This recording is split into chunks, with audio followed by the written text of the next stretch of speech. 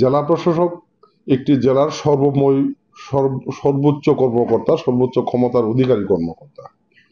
আমরা যেটি জানি যে রেড ক্রিসেন্ট সোসাইটি থেকে জেলা প্রশাসকের কাছে চিঠি দেওয়া হয় যে এখান থেকে কমিটির প্রস্তাবনা পাঠানোর জন্য, এবং আমরা জানি যথারীতি জেলা প্রশাসক মহোদয় সেই অনুযায়ী 11 জনের একটি প্রস্তাবনা উনি পাঠিয়ে দেন। আমরা এটা যখন জানতে পারি তখন আমরা জেলা প্রশাসক বরাবর একটি আবেদন দিই যে আপনি যে 11 জনের নাম দিয়েছেন, এখানে যাদের সাথে পরামর্শ কথা বলা হয়েছে বৈষম্য বিরোধী ছাত্র আন্দোলনের প্রতিনিধি রেখেছেন, বাট সিভিল সার্জন সাথে এখানে কোনো পরামর্শ করা হয় নাই। পাশাপাশি যে নামগুলো দিয়েছেন সেই নামগুলো নিয়ে বিতর্ক রয়েছে। যেমন এখানে ভাইস প্রেসিডেন্ট হিসেবে মাহবুব রহমান জিলানির নাম দেওয়া হয়েছে, যিনি দলীয় শৃঙ্খলা ভঙ্গের অভিযোগে বিএনপি থেকে বহিষ্কৃত। ওনার নামটি জেলা প্রশাসক দিয়ে উনি বিএনপির বিরুদ্ধে অবস্থান নিয়েছেন।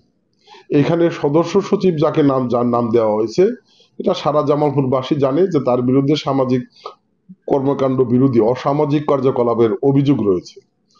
এর পাশাপাশি এখানে শামিমা খাম নামে একজনের নাম দেওয়া হয়েছে, যিনি গত 17 বছর ফ্যাসিস্ট আওয়ামী লীগের সাথে সমস্ত কর্মকাণ্ড পরিচালনা করেছেন।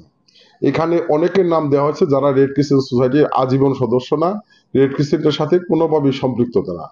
এই বিষয়গুলো আমরা তুলে ধরে বলেছি যে এই কমিটির যে প্রস্তাবনা সেই অধিকাংশ নামগুলোই গ্রহণযোগ্য নাম না।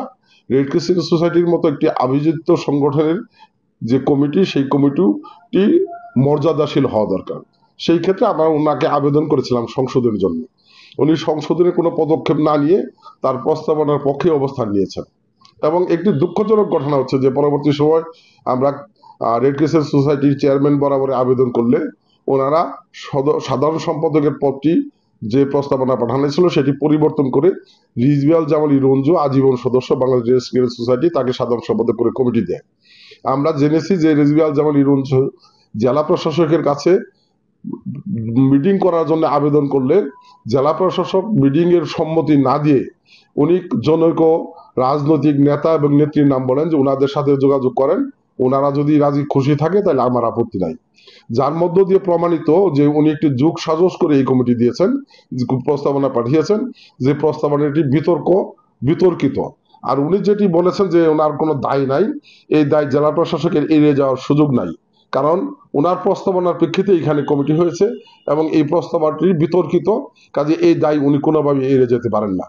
উনি সর্বশেষ যে কথাটি বলেছেন যে এতক্ষণে হয়তো আমরা বুঝে গেছি যে আমরা ভুল করেছি। আমরা অনুরোধ করব যে আমাদের বোঝার বিষয়টির চেয়ে গুরুত্বপূর্ণ হচ্ছে ওনার বোঝার বিষয়টি। উনি জামালপুরের মানুষের সেন্টিমেন্ট অনুধাবন করবেন।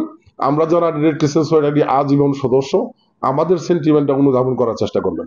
এবং আমি অনুরোধ করবো যে বিতর্কিত নামগুলো বাদ দিয়ে নতুন করে রেড ক্রিসেন্টের একটি গ্রহণযোগ্য কমিটির প্রস্তাবনা উনি করবেন, এটা আমার আবেদন থাকলো।